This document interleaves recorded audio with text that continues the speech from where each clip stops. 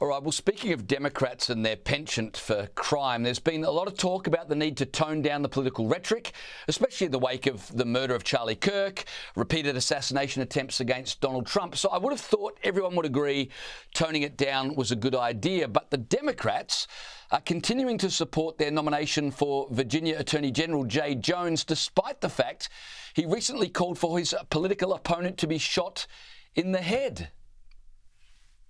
Twice. He said he wants some shot. Let's just be clear so your viewers understand this.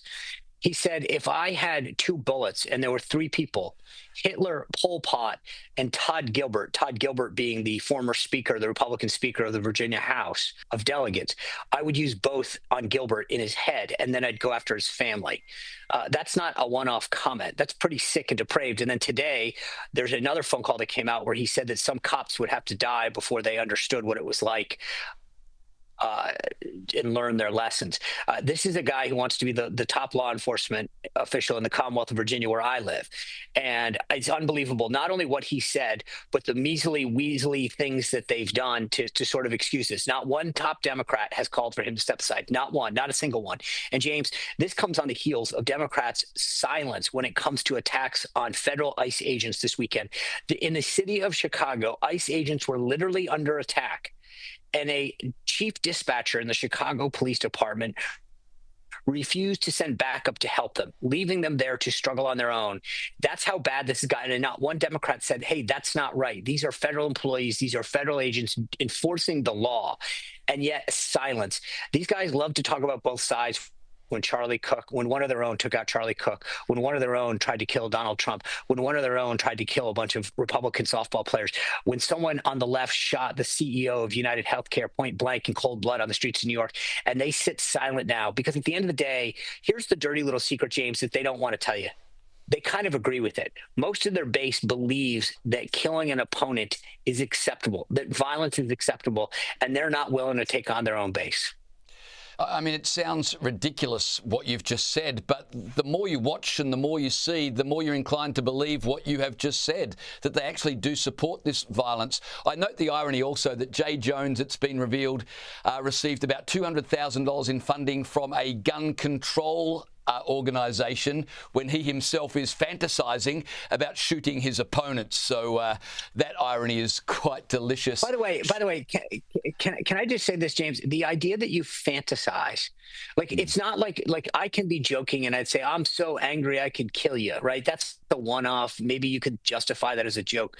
The way that these texts read, to your point about fantasizing, he put a lot of thought in how he would kill this man.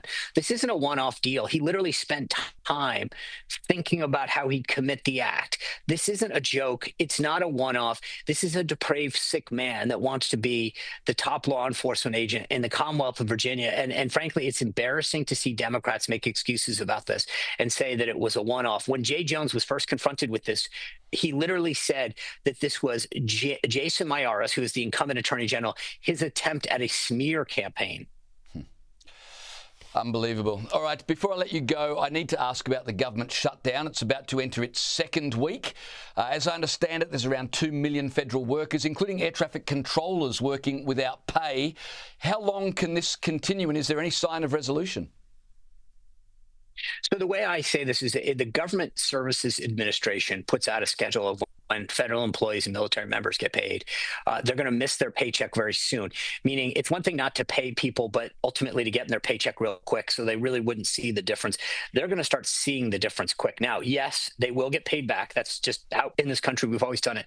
But for many people, they live paycheck to paycheck, and this is going to be a problem for Democrats. I think they're going to start to feel the pain. They're going to start to hear from their constituents that they're having a hard time getting by.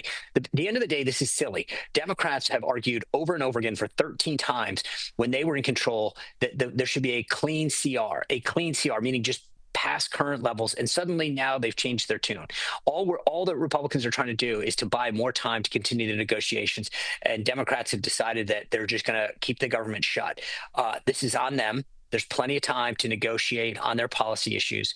When Donald Trump wanted to shut down the government, 8 years ago over his border wall, they said it was ridiculous and that we should have a clean CR. Now it's them that are throwing a policy fight into the middle of keeping the government open. So to answer your question, my guess is that probably by Friday of this week, we start to see, look, we had 3 Democrats defect in the Senate. We need 5 more. I think that we're going to start by the end of this week, maybe Thursday or Friday, starting to see 1 or 2, 3 more peel off. And then that'll start an avalanche of the final few to get us to a reopening. Sean Spicer, always great to catch up with you. Thanks for your time this evening. You bet, James. Thank you for having me.